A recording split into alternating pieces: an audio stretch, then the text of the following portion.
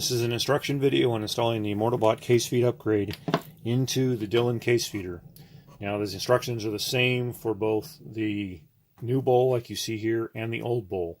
The only difference is between those two machines is the two screws that hold the faceplate in are longer in the old one, so they need to be segregated when you take the screws out so that you put the right ones back in the faceplate here.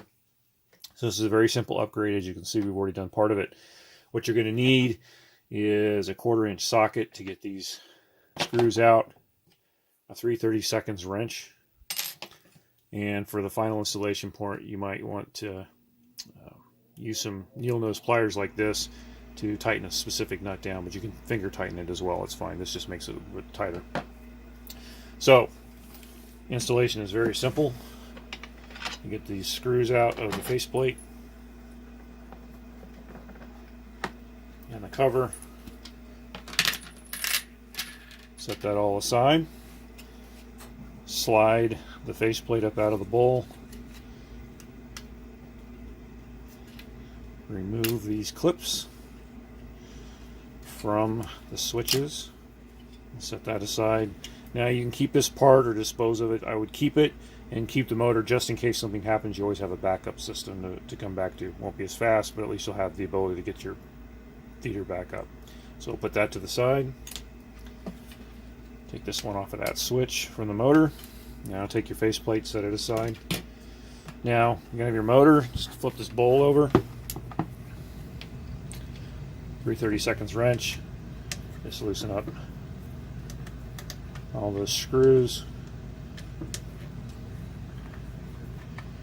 Dillon torques most of these down, so you may have to apply a little elbow grease to get them off. They are not Loctited in, just a good wrench and a little pressure will let them go from the motor. You heard the motor fell out. It's dropped off. There's your existing motor. This is the same motor between the old bowl and the new bowl. You can keep it, you can put them out there. There are people always looking for these because they burn them up and they don't want to go pay Dillon for them. So you can see the screws are pretty much maintained inside the plastic when you loosen it up and drop it.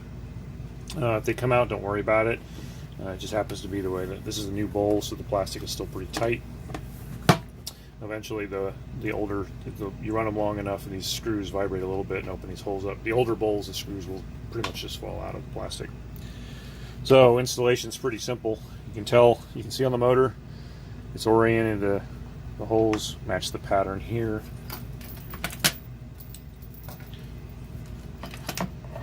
Just match the pattern.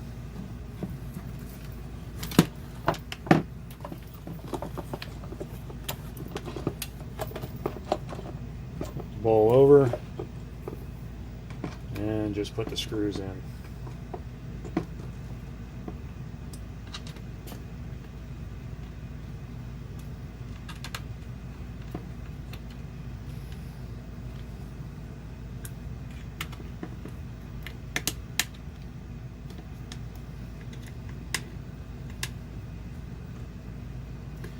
Now you don't have to tighten these super tight, just make them nice and snug. Try to tighten them too hard, you'll end up pulling the screw head down through the plastic and ruining everything. Just needs to be snug, that's all. If you really want to, if you want to put some Loctite underneath them, feel free to put it underneath there. It really isn't necessary, but if you want to, go ahead. Okay. Now, the rest of this is pretty simple. Take the power unit housing,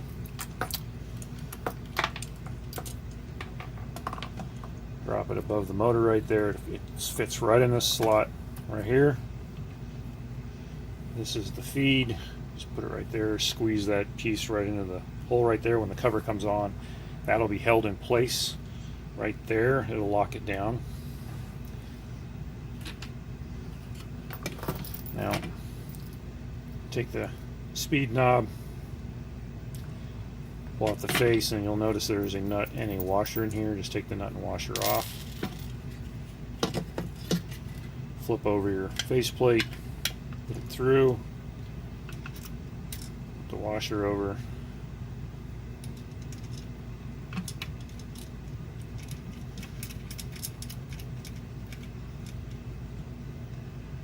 Tighten that, and that's what these are for, so you can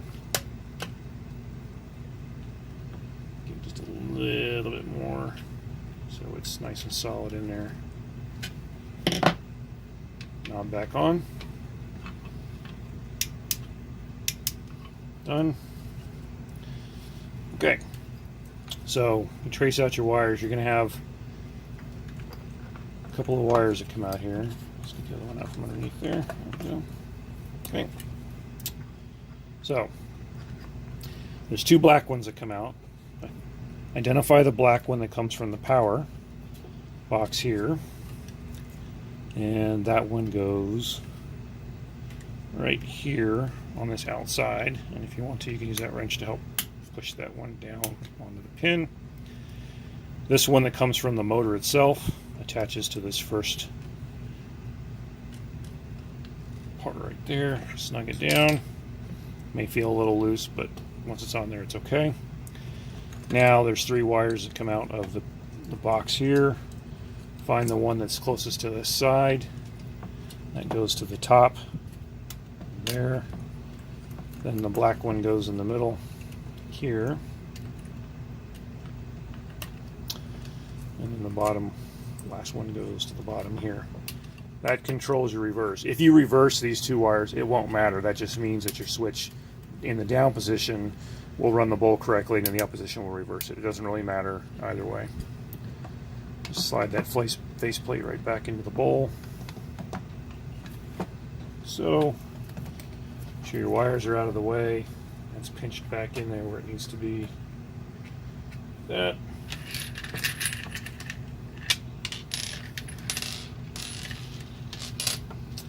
Faceplate.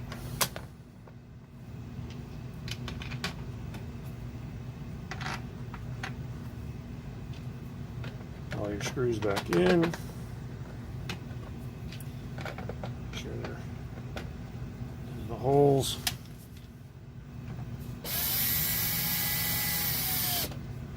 Don't do this too hard so you don't crack that clear plate.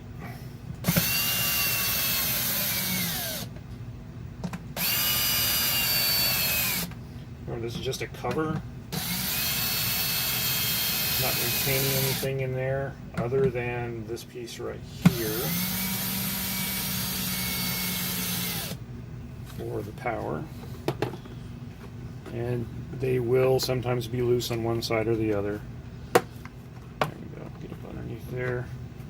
It is the way the bowls are made. Well, like I said, it's just a cover. The only part it retains is this piece here, and just keeps the wires inside.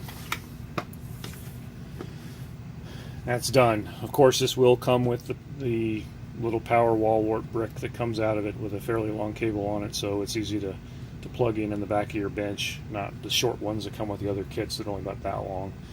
This one is several feet, so it'll fit where it needs to go. We will have videos of this running on an Australian roll sizer from rollsizer.com at full speed, which is just over 6,000 pieces an hour in pistol. And you'll get to see it running, and it keeps up with the roll sizer just fine. So this will far outstrip any 1050 with automation on it. We use Immortobots at full speed, running about 3,800 for processing, and it will definitely keep up with that, no problem. These will be available on Immortobot.com.